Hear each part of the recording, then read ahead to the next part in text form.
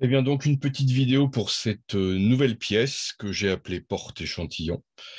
Alors, on va dans SolidWorks, fichier nouveau. Je choisis pièce. OK.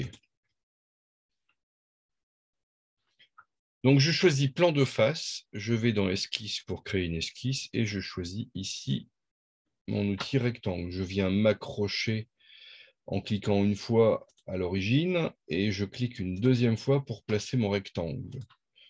Je vais ensuite coter à une valeur de 250 et ici à une hauteur de 130. Alors, fonction, je choisis bossage et je donne une épaisseur de 25 mm.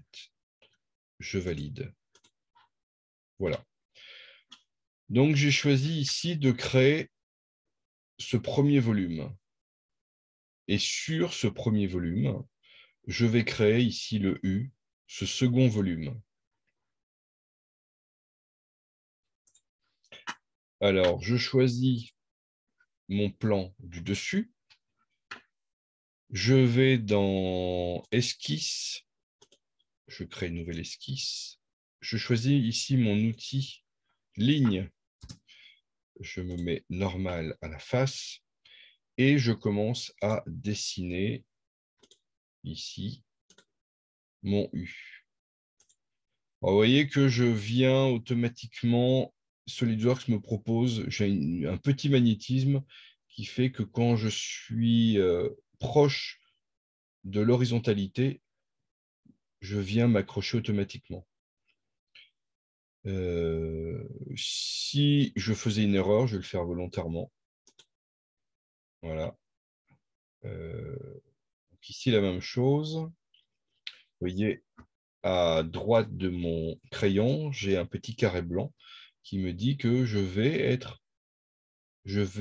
dessiner une ligne qui est bien verticale. Voilà. Si j'arrive au niveau de la ligne, alors en plus de mon petit carré avec mon trait vertical, j'ai un petit rond avec 3 traits qui partent, qui signifie coïncidence. Donc si je clique ici, euh, je vais avoir dessiné un trait qui est bien vertical, où l'extrémité est coïncident avec le bas de ma pièce. Je fais échappe.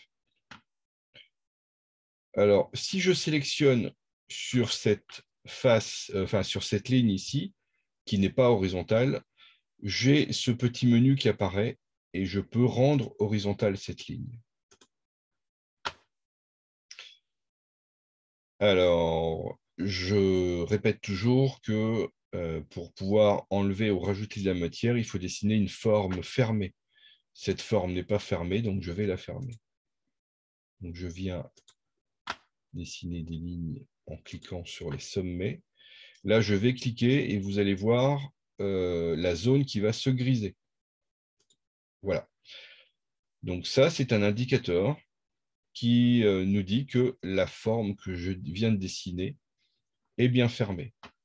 Je choisis mon outil cotation. Donc, je vais commencer à rentrer les valeurs. 70 en haut, 70 en bas.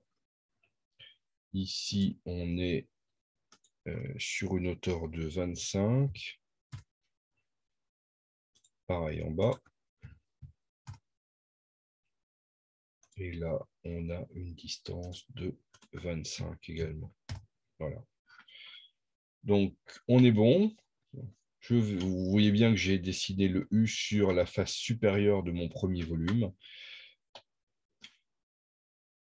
Tout est OK. Je peux maintenant rajouter de la matière sur une hauteur de 85. Si je regarde mon plan, la vue qui est au-dessus, on a 85, mais je dois enlever l'épaisseur ici de 25. Alors, si je ne sais pas calculer, je peux rentrer ici mon équation. 85 moins 25. Je valide. J'ai bien ma valeur de 60.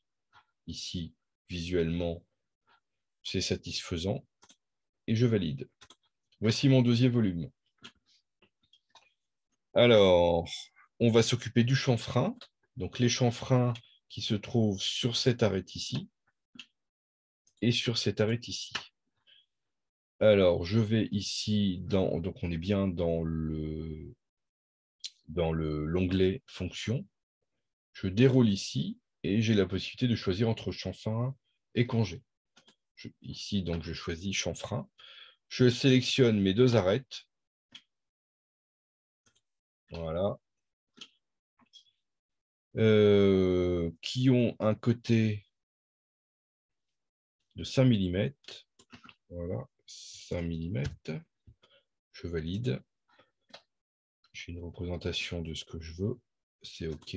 Je valide une deuxième fois pour valider. Je vais maintenant m'occuper des arrondis ici. Donc, je vais aller dans Congé.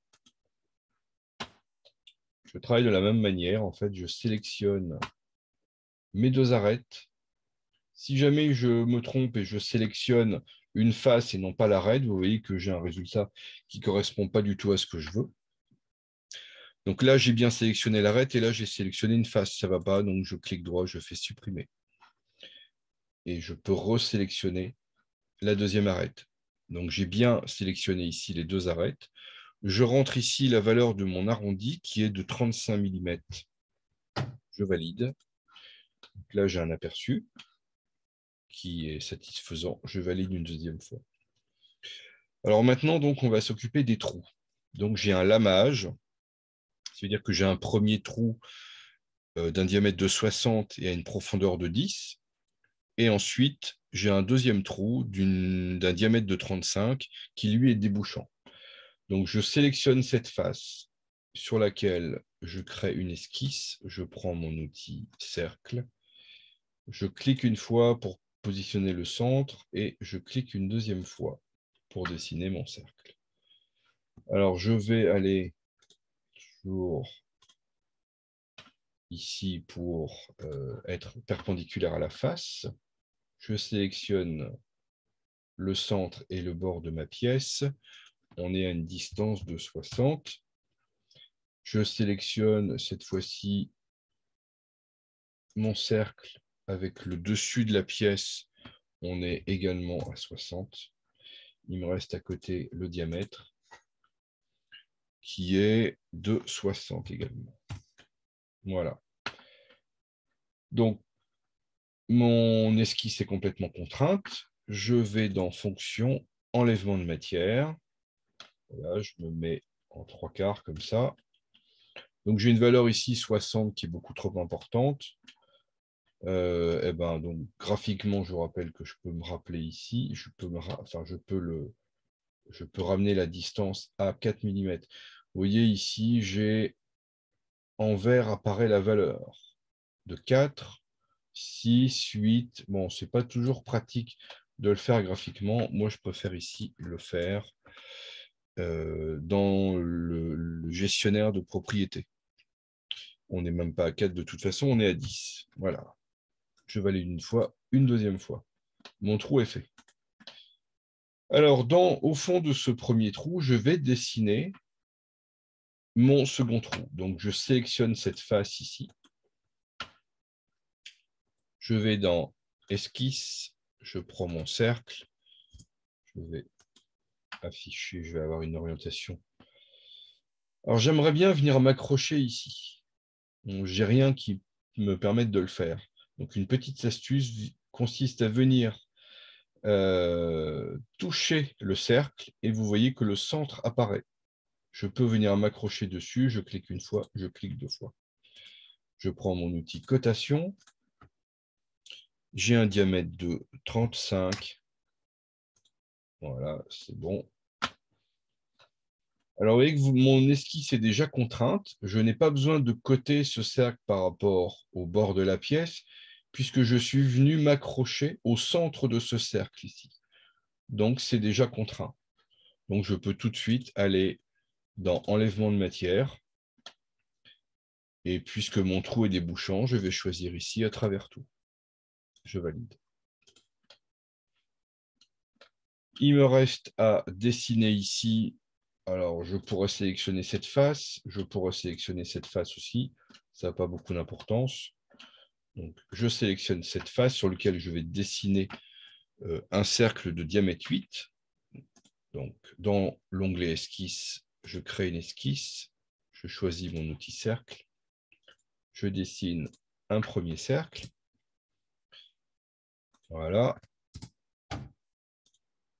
Que je cote. Donc, c'est un diamètre de 8 mm. On est par rapport au dessus à une distance de 30. Et je suis par rapport à ici à une distance de 22,5. Voilà. C'est bon, je peux enlever maintenant ma matière. Alors, si je fais à travers le tour, regardez ce qui se passe. Ah ben, il enlève de la matière et il traverse toute ma pièce. Je valide. Donc voici cette deuxième pièce qui est dessinée.